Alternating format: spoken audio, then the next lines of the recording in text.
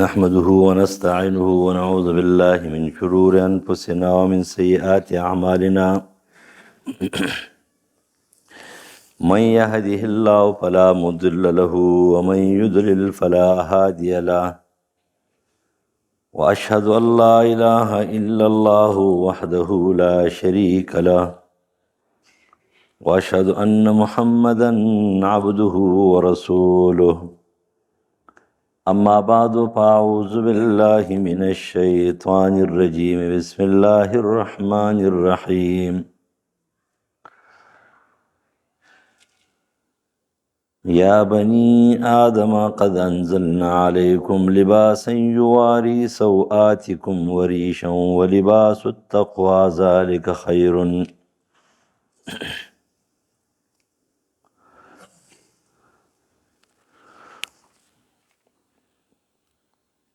وعن أبي هريرة رضي الله تعالى عنه قال قال رسول الله صلى الله عليه وسلم صنفان من أهل النار لم أرهما قوم معهم سيات كأذناب البقر يضربون بها الناس ونساء كاسيات عاريات مائلات مميلات رؤوسهن كأسنمة البخت المائلة لا يدخلن الجنة ولا يجدن ريحها وإن ريحها ليوجد من مسيرة كذا وكذا رواه الإمام أحمد ومسلم اے بنی آدمو خامخا پیدا کړی دی الله ستاسو لپاره نازل کړی دی جامې چې تاسو په هغې باندې خپل شرمګاهونه عورات خپل وجودونه پټ کړئ او څه جامې دي د ښایست خو لباس التقوا ذلک خیر لیکن د پرهیزګارۍ جامه د ټولو نه زیاته بهتره ده نبی علیہ السلام فرمائی د حضرت ابو هریرہ رضی اللہ تعالیٰ عنہ حدیث سے امام احمد امام مسلم نقل کړی دی رسول الله فرمائی دو قسم خلق دي زما په دې امت کې چې دا جهنمیان دي داسې دا لیدلی شوي نه دي معنا آینده زمانه کې موجودیږي یا ردیسې په شان دي بدترین خلق نشته دی یو هغه خلق دی هغه قوم دی هغه ګروپ دی هغه جماعت دی هغه ډله ده چې د هغوی سره د غواګانو د لکو په شان دي چابکونه ورسره دي او خلق وهي ظلمونه کوي مظلومان پې وهي په اولاد کې وهي په جیل کې وهي مظلوم په مظاهره کې وهي یا یې ماتحت نوکران دي خادمان دي هغه وهي او بل هغه ښځې دي چې ډېرې قیمتي جامې به اغوستلې وي او کاسیات په ځان ته وایي لیکن هغه بربنډې وي جامه به فرده نه وي جامې به وي خو لیکن وجود به پکې ښکاري د وجود د شي به پراز به پکې ښکاري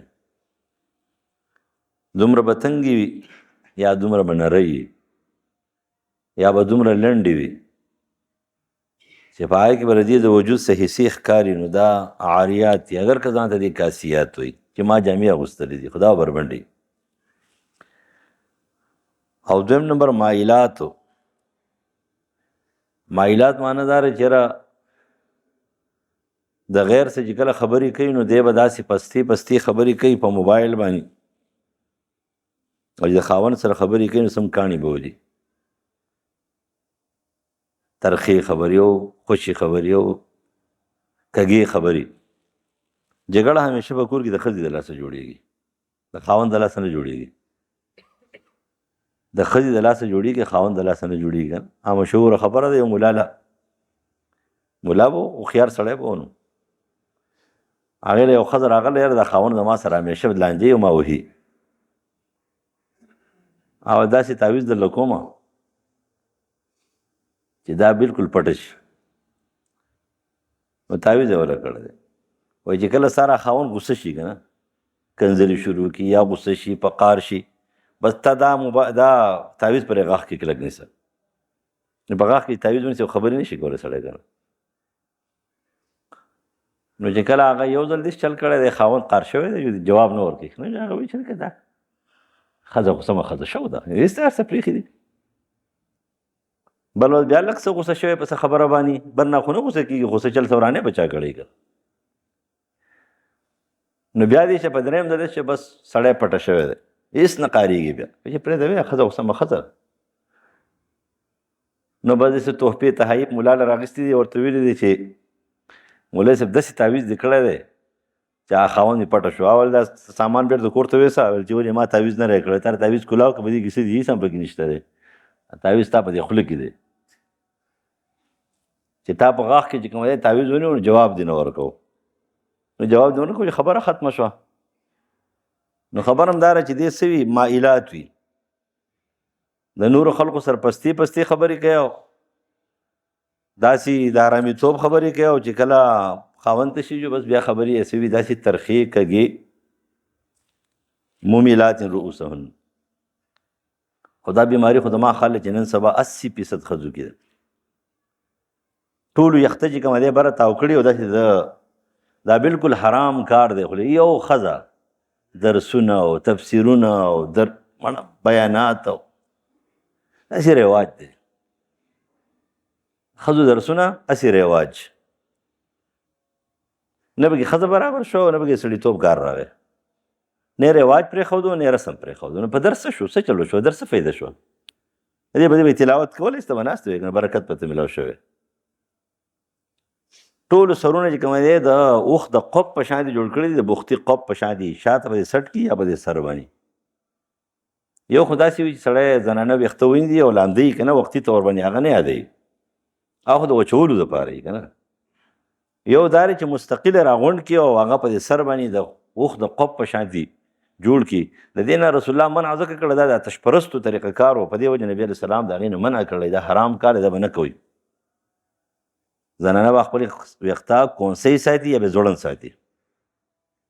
یا به کونسۍ یا به ځوړند دي یا یوه کونسۍ یا درې کونسۍ او یا به ځوړند ویښته ساتي پټ کړي وي د دې نه اخوا پکې نور څه نشته دی چې دی داسې قبونه مبونه ترې جوړوي کاسنوة البخت المائله یو طرف ته پراته دي داسې چېرته به ځي پیغمبر خو دروغ نه وایي لا يدخلن الجنة جنت ته نشي تللی هغوی پرېږدي چې نو د جهنم هم خوښ دی نو ځئ ولا یجدن ریحها نه به خوشبویي محسوسه کړي وان ریحها لیوجد من مسجد کذا و کذا اگر کذا خوشبویي د جنت په میلیونو میلیونو خوره وي که نه خو دوی باندې به نه لګي دا دلیل شو په دې باندې چې دا د الله ډېر بدي شي مبغوض خلق دی او دا د جنت هم بدي شي د جنت تم مبغوض خلق. اوس اصل خبره داره چې اختر را روان دی الله تعالی د انسان ډېر ښایسته پیدا کړی دی تجمل مشروع او تجمل غیر مشروع حسن زینت د شریعت په دایره کې دننه او حسن زینت او جمال او ځان سنبالول د شریعت د دایرې نه بهر لکه اوس فرض کا اختر را روان دی ښې جامې اغوستل د اختر دپاره ډېر اهم دي ډېر اهمیت لري پاکې جامې نوې جامې وس کېږي جو نوې او که نوې وس نه کېږي پاکې عطر او خوشبویي او ځان سنبالول او ډېر برابرول لیکن په دې هېڅ پابندي نشته دی قل من حرم زینة الله التي اخرج لعباده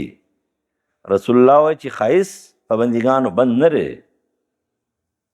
عبدالله ابن عمر رضی الله عنه تپوس شو هغه ورته هم دغه جواب پابندي نشته یو صحابي راغی هغه تکبر نه ډېر زیات اېرېدلو او نبی علیه السلام د تکبر په باره کې ډېرې سختې خبرې وکړې چې رسول الله وفرمایل چې من کان فی قلبی مثقال ذرة من کبر لا يدخل الجنة چې یو سړي په زړه کې د اوري د دانې برابر تکبر جنت ته به نه ځي او دغه صحابه خو ټول یې لیدل تکبر نه لیکن هغه ویل چې زه خو ډېر سخیرېږم ای د الله رسوله چې متکبره سړی جنت ته نشي تللی نو زه خو د هغه په سوچ کې دا وایي تکبر دی ته وایي چې یو سړی ښه خوراک کوي، ښه جامې اغوندي، ښه لباس اغوندي، نو دې ته به تکبر وایي. ناول د الله رسول وایي زما خو ان الله یا زما خو دا خوښ دي، زما پیزار دي ښایسته وي، زما جامې دي ښایستې وي، زما د پیزار د تسمې دي ښایسته وي، زه خو دا خوښوم. نو دا هم تکبر دی. نبي علیه السلام ورته ویل چې نه ستا سوچ ټیک نه دی، دغه مطلب نه دی. تکبر دی ته ویل کېږي بطر الحق و غمت الناس، د حق نه انکار کول. چې الله او رسول حکم کوي، نبی علیه السلام درته وایي سړی به سونه نه استعمالوي او ته زه استعمالوم، دې ته تکبر وایي. نبی علیه السلام وایي هلک په یوه ګوته استعمالوي، ته زه د درې استعمالوم، دې ته تکبر وایي. نبی علیه السلام وایي مذکر سړی دا به سپین زر استعمالوي، بل ګوتۍ متۍ به نه استعمالوي، ګیلټ میلټ اخوا دېخوا به نه استعمالوي، صرف سپین زر به استعمالوي. او ته وایې چې نه زه هر څه استعمالوم، بنګړي ما چومه او په لاس مرۍ کې چې کوم دی امیله ما چومه او رنګ پکې ما چومه او دام کومه او په غوږونو کې والی ما چومه، د اوس پنجابي په شان دي او دام کومه، نو دې تکبر وایي. خو که ورځ فرض که دی وی د سپینو زرو د نیم مسقال د سپینې د نیمې تولې نه لږ کم سپینو زرو ګوتۍ استعمالوي، ښی لاس استعمالوي، کس لاس استعمالوي، ښی غوره دی کس جایز دی، دواړو استعمالولی شي. خو په کومه ګوتۍ باندې په دې نه دا غټه چې کومه دی دا د استعمال لري منع دی، پیغمبر دې صحابي منع کړی دی. تا به دې کې د سټیلو اچولي به دې کې، نو دې ته اوس وایي دې تکبر وایي. دې ته څه ویل کېږي؟ دې ته د حق نه بطر الحق ویل کېږي. ریخم مه استعمالوه، ته ریخم استعمالوي، دې ته بطر الحق ویل کېږي. او یا نن سبا هلکان دي چې ګیرو پسې ټوغې کوي، په ګیرو پسې ټوغې کوي، دا د خرولو نه بدتره ګناه ده، ځکه چې دا د ګیرې توهین دی. کله چې کوم دی فرینچ کټینګ کوم او کله دا کټینګ کوم او کله په دې ګیره پرېږدو، کله دلتې پرېږدو، کله دلتې پرېږدو، د ځان نه چې کوم دی د خره لکۍ جوړوه. ورته ورته وایي چې هلکه دا کار بلکل غلط دی، دا حرام او ناروا کار دی، دی وایي چې نه زه یې کوم، نو دې ته اوس څه وایي؟ دې ته بطل الحق وایي. دا اوس تکبر دی، دا اوس غرور دی. ته ورته وایي چې هلکه جامې دې اغوستلې ښه ښایستې جامې، پنسې د ځمکې نه اوچتې کړه، د پړکو نه یې بره کړه، ته نه یې بره کوم، دې ته اوس تکبر وایي. دې ته څه وایي؟ دې ته غرور وایي. لہذا چې دې نه علاوه وي چې د الله د قانون پې نه ماتېږي، د نبي علیه السلام قانون او سنت پې نه ماتېږي، ښه ټوپۍ په سره وه، ښه پکول په سره وه، ښه واسکټ اغونده، ښه کوټ اغونده، ښه جامې اغونده، ښه پیزار په حرام نه حلالي په خپلو پیسو باندې اخلي. شریعت کې هېڅ ځای کې د پابندي نشته دی. په شریعت کې پابندي په تکبر ده، خلقو ته په سپک کتلو ده،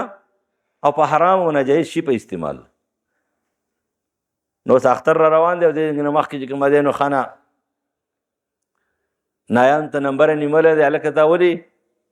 وایي زما کار ډېر ګران دی. څه چل دی پکې؟ نو هغه پکې خانه کله روزي سموي او کله پکې برید بل شانتې تاوهي او کله پکې ګیره بل شانتې تاوهي او ګیرې نه چې کومه دی په شرمونې وشرموي. دا اوس ناروا کار دی، دا به نه کړي. نور ځان سنبال کړه، ښه سنبال به راځي، ځان پاک کوه، ښه غسل کوه، ځان چې کوم دی قندهار بابا مه جوړوه، لامبه ځان پاکوه، ښایسته عطر لګوه، ښایسته خوشبويي لګوه، چې کومه خوشبويي صحیح وګورې، هسې نه چې خلکو به سر درد راولي. اوس په دې باندې پابندي نشته دی. خو یو سړی چې کومه دی نو هغه داسې نبي علیه السلام ورته وفرمیل چې ان الله جمیل یحب الجمال، الله تعالی ښایسته دی او جمال خوښوي. الکبر بطر الحق و غمت الناس، تکبر دې ته ویل کېږي چې ته د حق مخالفت کې، د قرآن مقابله کې، د حدیث مقابله کې، د دین مقابله کې، د شریعت مقابله کې، دې ته ویل کېږي تکبر. دغې ته ویل کېږي څه شی؟ جمالي تکبر. د دې نه علاوه هېڅ پابندي نشته. د ښځو جامې مه اغونده هلکه، ریخم مه اغونده، نور ستا خپل خوښ دی، کومه رنګ اغوندې، الا دا چې د یو عقیدې د تحت د چا رنګ اغوستل دا ټیک نه دي. د عقیدې تحت پوهېږې که نه، یو سړی تورې جامې په دې وجه اغوندي چې زه شیعه یم، نو د دغې عقیدې مطابق اغوستل ټینګ نه دي. نور په جامو کې کل ما شئت والبس ما شئت. د عبدالله ابن عباس حدیث ترمذي کې څه اغوندې اغونده، پابندي نشته. که دا ته خړې جامې اغوندې او که تورې اغوندې او که نسواري اغوندې او که شنې اغوندې خپل ځان ته ګوره خو د ښځو جامې مه اغونده او ریخم مه اغونده پلیتې مه اغونده حرامې مه اغونده داسې جامې مه اغونده چې په هغه کې ستا وجود ښکاري پابندي نشته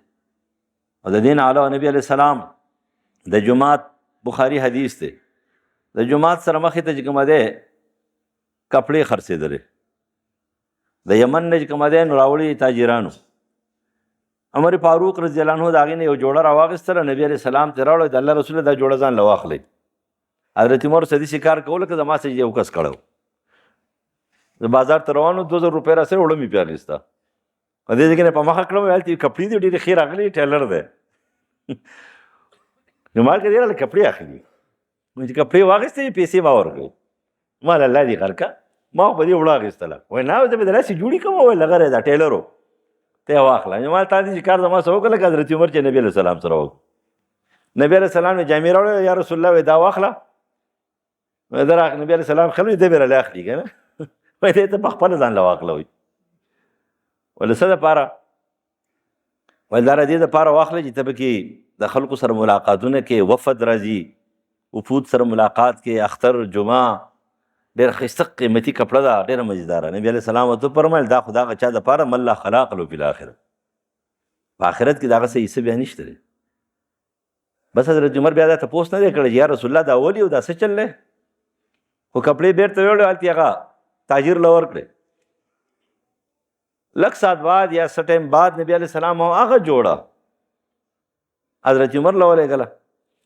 هغه یا رسول الله وایي تاسو وایئ چې دا آخرت کې حصه نه یم مال هم راولېږلی تا نه مادې نه راغلي ستا دپاره دا رقم دي سړو دپاره جایز نه دي ته ستا لپاره ما دي ته یې واغوندې دا ستا په کور کې به چې کومه دی زنانه یې هغوی له به ورکړې او دا کپړه ستا خوښه وه نو دا ما درله واخېست زما دپاره جایز نه ولې ریخم و او د ریخم استعمال د سړي دپاره ناروا دی الا بعض ضروریاتو کې چې خارښت د وجې نه استعمالي خارښت دپاره ښه ده سوی دی سړی یخني ده ګرمي ده هغې نه مړ کېږي بربنډ دی او یا چېرته ډول سینګار دپاره په خپل کوټ کې په واسکټ کې یا په کمیز کې یو 2 ګوتې 3 ګوتې کپړه لګوي د حسن زینت دپاره دی اجازت نور اجازت نشته اوس خبر هم دا دی چې پابندي چې دا ناپدې ده چې کوم شی شریعت منع کړی هغې ناروا دي اوس زنانه دي خپل ډول سینګار کوي لیکن د هغوی دپاره څه دي داسې به نه کوي تشبه الرجال بالنساء او تشبهت النساء بالرجال سړي به ځان نه ښځې نه جوړوي اگر که د سړو نه ښځې جوړې شوي دي ګډا دوی شروع کړې ده ډانسونه دوی شروع کړي دي مورتي جړاګان د دوی نه جوړ شو دا هلکان دي هلک دې ته هلک خو د سړیتوب کار کوي هلک پر سړیتوب د غیرت کار کوي دی به زیږي دا پستی او دا نرمي کارونه دا خو د ښځو کارونه دي نن د هلکانو نه دغه شیزونه جوړ شوي دي اکثریت دغې طرف ته لاړه تاسو ښکته نه یې تللی دې ملکنډ باندې چې کله ځې که نه په دې ملکنډ کې د هلکان ګډېږي او جینکۍ ورته ولاړي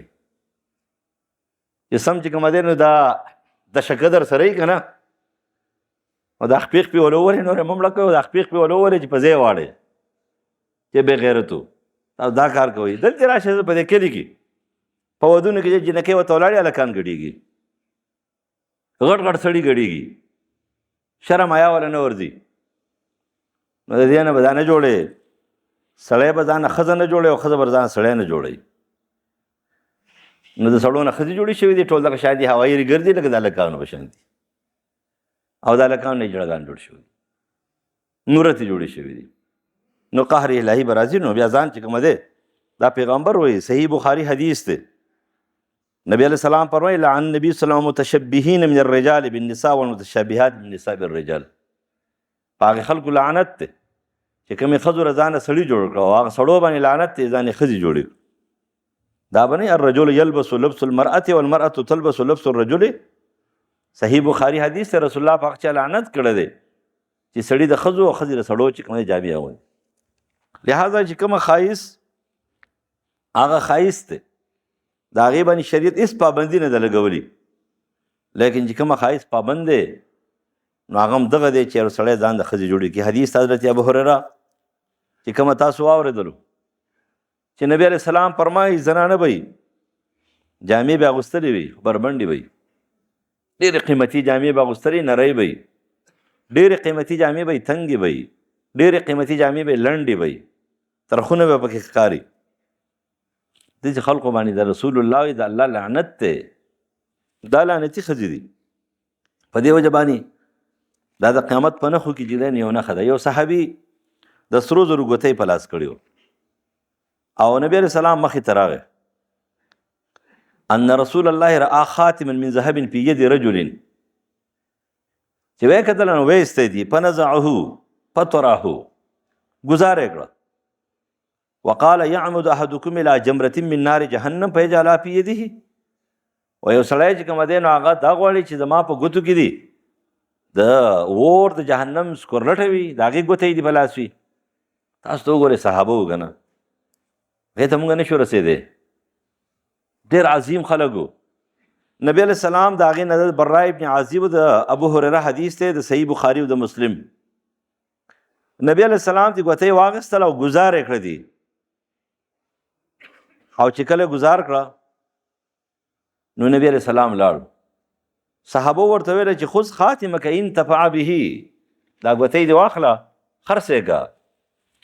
هغه ورته ویل چې نه، ویل چې ودي وایي دا یو ځل نبی علیه السلام زما د لاس ګزار کړې ده او دا په دې لاس باندې بیرته دا نه راغېستلی کېږي. دا ګوتې بس چې چا اوچته کړه د هغه شوه، د هغه لقطه شوه. نو فقال لا والله لا آخذ ابدا وقد طرحه رسول الله صلی الله علیه وسلم. دا الله په نوم مې د قسم چې بیرته نه راخلم، دا زمانه نبی علیه السلام ګزار کړي ده. دا قول او فعل د کردار خلکو. د دې وجه الله تعالی انسان ښایسته پیدا کړی دی. قرآن مجید کې د انسان دپاره مختلفې خبرې راځي. دو الفاظ استعمالیږي د انسان د حسن سره تعلق دی، یو د سیرت سره یو د صورت سره. نبی علیه السلام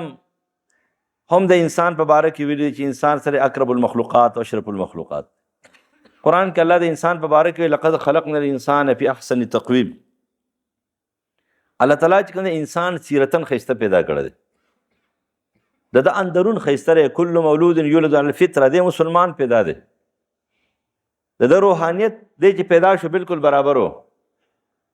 او الله تعالی دله ښایسته شکل صورکم په احسن صورکم. اندرون هم ښایسته دی او بیرون هم ښایسته دی. دا حسن د انسان سره تړلی شوی دی. خباست، قباحت، ګندګي دا د انسان سره چې کوم دی ممنوع ده. په دې وجه باندې چې کوم شي عقیده ګندره نه هغه پې ممنوع ده. نظریه ګندره، سوچونه ګندري نه هغه به نه کوي. خپل ډول سینګار الله تعالی ښایسته ورکړی ظاهري، دا به د شریعت مطابق هله به ښایسته وي. او دا شریعت مطابق نه نو دا به ښایسته نه وي، بیا دا ممنوع وي. په دې وجه باندې چې کوم شی دی استعمالوي هغه به شرعاً جایز وي، او چې شرعاً جایز نه و نو دا به ګنده وي، اگر که ډېر قیمتي وي، اگر که ډېر ښایسته وي. اوس اختر را روان دی، الله تعالی یو انسان پیدا کړی دی، ښایسته پیدا کړی دی. لګیا دی پیغمبر د ښځو د روزو د ایستلو نه چې کوم دی منع کړې ده. سړو په بار کې دا سوچ نه راتلو، سړو هم شروع کړې ده. نایم تناسي ورته وایي دا روز را نری کا، جینکۍ رانه جوړي کا. و شریعت کې دا حرام کار دی. الله څنګه پیدا کړی دغه کم شي کې کار په کار دی، پکې کار وکړه که نه. د کومې یختو د لرې کولو حکم پیغمبر کړی دی هغه لرې کا، خو د روزو د لرې کولو حکم پیغمبر نه دی کړی بلکې منع یې کړی او لعنت یې پرې لېږلی دی. او ته لګیا یې اختر را روان دی، دې وخت نه ځان سنبال کړي. یا داسې رنګونه ناخن پالش لګوي چې هغې نه لاندې اوبه نه ځي او د سپي نه کېږي، هغه لګوي. نو د حسن اجازت یې کړی دی، خو د دې اجازت یې خو نه دی کړی چې تا هغه کارونه کوي چې په شریعت کې ناروا دي. د اختر دپاره به ځان تیاروئ، ځان به سنبالوئ، خو لیکن د شریعت په دایره کې که نارینه دي او که زنانه دي. هلکان به خپلې وروځې نه ورکوټي کوي، خپلې ګیرې به چې کومه دی نه خرئ، خپلې ګیرې به نه، ګیرې پرېږدئ که نه څه چل به وشي، ولې نه پرېږدئ؟ پیغمبر حکم دی. تاسو په دې کې څنګه ښکارئ؟ ولې تاسو څه مسله ده؟ دا بېګیرې، دا ګیرو والا چې کومه دی څوک زه ته راشه به د منبر باندې کښېنئ که نه، د بېګیرې قسم دی ښکته به خلکو اچولی، د بېګیرو په خپله اچولی. د ککرۍ ته دې ګوره، د ګیرې ته دې ګوره، ته را په منبر باندې ناست. خو ما ته خو څه نه وایي؟ ګیره خو حسن دی، د سړو دپاره چې کوم دی جمال دی.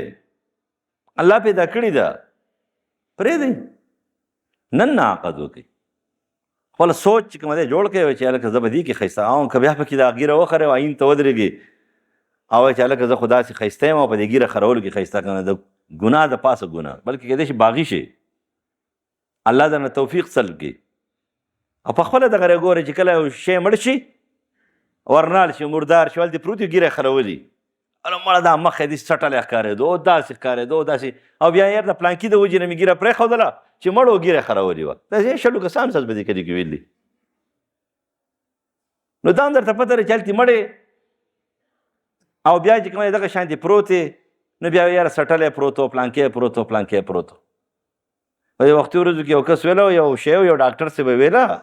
چې مړه یو مولوي صاحب دی خو چې هغه منبر ته وکړي نو سیده مالا ته ورته سټلی مخامخ ناست نو خامخا به هغه د ګیرې خبره کوي که نه سټلي یې ګیره پرېږده که نه و چې ته ګیره دې خرول نه مخامخ ورته ناست یې مولوي صاحب خامخا تا ته وایي چې ګیره پرېږده بل څه مسله نشته دی خو په تا کې دغه عیب دی که نه په تا بدلېږي او نورې مسلې په تا کې نه په بل کې او په بل باندې بدلېږي شل ځله خو دې ولګي څه چل به وشي عقد وکوي هغه حسن چې شرعن چې کوم دی جایز دی د هغې پابندي نشته او کم حسن چې هغه شرعن چې کوم دی نو سره ناجایز دی په هغې پابندي ده د سړو دپاره هم ده او د ښځو دپاره هم ده الله تعالی دې موږ سیرتن او صورتن ښایسته کړي پیدا کړي خو الله ښایسته یو الله تعالی حسین او جمیل پیدا کړي یو د ځناورو نه د سپو نه د ګیدړو نه چې کوم دی ممتاز یو د خرو د سپو نه چې کوم دی ممتاز مخلوق د الله تابعداري نه کوي خر او سپي چې کوم دی د الله تابعداري کوي هغه د الله نه بغاوت نه کوي هغه مخلوق چې کوم ښایسته نه دی پیدا هغه د الله نه بغاوت نه کوي او کوم مخلوق چې الله ښایسته پیدا کړی دی د الله باغي دی که دا نارینه دي او که دا زنانه دي بس خبرې هم ډېرې اوري او یو خو نن سبا هر سړی پوهېږي کله کله خو زه چې کښېنم په دې محفل کې یا د جنازه فاتحه یي که نه یو خو تاسو الله تعالی اوس مقررین ډېر درکړي دي خانه امیر صاحب مقرر مفتی صاحب مقرر قاري صاحب مقرر مولوی صاحب مقرر شیخ صاحب مقرر حاجي صاحب مقرر ټول مقررین حضرات دي او پاسی به خانه څوک به د حقوقو خبرې کوي او څوک په دا خبرې کوي او څوک په دا خبرې کوي څوک به د سود خبرې کوي په خپله ټول عمر سودخوري مونږ خو سودونه نه کوو ها زما خو د الله په نوم قسم چې کم کار رافقي کوي د منبر په سره ویلی شم نه شم ویلی بلکل نه شم ویلی دا ژبه من خري بس نه شم کولی او چې کومه کوم هغه به ټیک انشاءالله او نور په دې زمانې 15مې صدۍ مسلمانان یو به کمزوري ډېر ګناهونه به لیکن خبر همداره چې نن سبا هر یو سړی پوهه دی او ځان ته داسې هوښیار وایي که نه قسم دی که دا په دې منبر باندې ناست وي که نه دا د څه نه سړي زوی ښکاري خو لیکن چې کله کردار ته وګورې نو کردار ډېر خوش دی آخري جمعه ده او سبا له اختر دی ښه د زړه د اخلاصه توبه وباسئ ښه د زړه د اخلاصه چې کومه دی الله طرف ته متوجه شي او خپل ګناهونه پرېږدئ که چا باندې حقوق الله دي توبه وباسئ او چا باندې حقوق العباد دي ادا یې کوئ که مالیات دي او که غیر مالیات دي ځکه چې ګوره پته نه لګي سبا به یو یا به نه یو پروس کا ډېر خلک موجود په دې رمضان کې اوس کال نشته کال به کېدای شي مونږ نه یو په دې رمضان کې اوس هم توبې له مهلت ورکول نه دي پکار الله تعالی دې موږ صحیح مخلص نصوح توبه ایستونکي جوړ کړي او الله تعالی دې موږ معاف کړي دویم آخري خبره دا ده چې دا سرسایه او صدقة الفطر چې کومه دی نه دا ورکوئ د دې جومات ته مولوي صاحب چې دی نه دا څه داسې کروړپتي نه دی او نه پته نه لګي ستاسو څه خیال دی ها نور غریبانانو له ورکوي محتاجو له ورکوي دلته زموږ یو مولانا صاحب راغلی غریب محتاج دی اختر نه مانځه نه بعد ورسره تعاون وکړئ او سرسایي هم له ورکوي خو د جومات ته امام چې دی که نه د دې سره دا څه زارېږه زموږ په دې دا کې ملکڼ کې یو مولوي صاحب دی هغه یو مقتدي و یو زوی ویل ښځه راغله ویل چې ما له سرسایه راکوه چې لمونځ درله ته کوې تراویح دی هغه پلار کوي تا له سرسایه درکړم ولې درکړم دله ما چا له ورکوې مولوي صاحب له ورکوم که نه ټول 10 تراویح راله کړي دي او دا راله اوس ما ته وایي چې ما له سرسایه راکړه ما د دې نه زارېږم نر سړی دی تاسو هم داسې نران شئ که نه د خپل امام له ورې سرسایه ورکوئ او چې نور څوک درنه څه غواړي هغې له خیراتي پیسې ورکوي څه چل به کېږي سرسایه هغه له ورکوي او خیراتي پیسې دې بل له ورکوي لیکن دا سوچ غلط دی داسې مه کوئ دویم نمبر اختر مونځ به انشاءالله سبا له 9 بجې کوو 7 بجې د اختر مونځ به کوو په ټایم ځان رسوئ مانځه ته ځکه د ساري اهتمام دا پکار وي ساري مونځ وشي نو بیا تش د اختر اهتمام کوئ دا قبرونه او دا اجرې او دا منډې تلډې پرېږدئ دا یو بدعت دی د اختر په ورځ باندې د اختر په شپه لاړ شئ د اختر په سبا له لاړ شئ بل سبا له لاړ شئ او که په لار روان یې او خوا کې قبرستان دی دعا ورته وکړه ورننوځه خو دا چې مستقل ټیکه دې اخیستلې ده نه دا طریقه بدعت د دې نه ځان ساتئ دویم نمبر که غمونه شوي دي الله دې هغه ټول وبخي خو لیکن دوباره غم مه تازه کوئ د اختر نه چې کومه دی نو غم مه جوړوئ دوباره تل دا ناروا کار دی الا دا چې څوک رشته داران دي او چا خوا لاسې مخکې نه ځي جوزي دي ورته خو لیکن نور که د دغې غم په وجه باندې ځي دا ناروا کار دریم نمبر چې کوم خلک هغه د غم سره متعلقین دي سوا د ښځې نه چې ښځه باندې پابندي ده 4 میاشتې 10 ورځې هغه به حسن زینت نه کوي او باقي چې کومه خلک دی د کور متعلق هر څوک چې دي د ښځې نه علاوه نو هغه به ښه پاکې جامې اغوندي ښه نوي جامې دې واغوندي ښه ځان سنبال کړي د دې دا مطلب نه چې دا په خپل دغې غم باندې خوشحاله دی نه دا سنت طریقه ده پیغمبر بیبیانو کړې ده پیغمبر صحابه کړي ده نبی علیه السلام حکم کړی دی لہذا دغه غم بیرته تازه کوئ ما الله دې ټول وبخي چې کوم وفات شوي دي په دې کلي چمګاوڼ علاقه کې نږدې لري الله یې د هغې بخشش نصیب کړي الله دې معاف کړي ومان بلغ